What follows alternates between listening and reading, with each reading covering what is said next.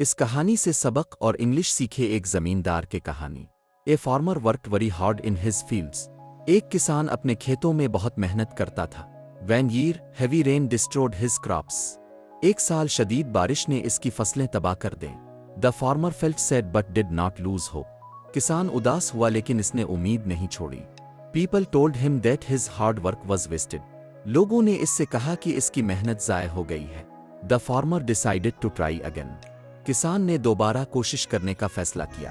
He prepared the land and planted seeds once more۔ اس نے زمین تیار کی اور دوبارہ بیج بوئے۔ He worked with patience and faith۔ اس نے صبر اور یقین کے ساتھ کام کیا۔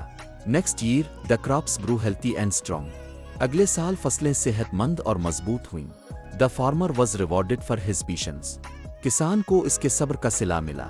He learned that failure is not the end۔ اس نے سیکھا کہ ناکامی انجام نہیں ہوتی۔ Moral سبق: hard work, patience, and hope always lead to success۔ محنت، صبر اور امید ہمیشہ کامیابی کی طرف لے جاتی ہے۔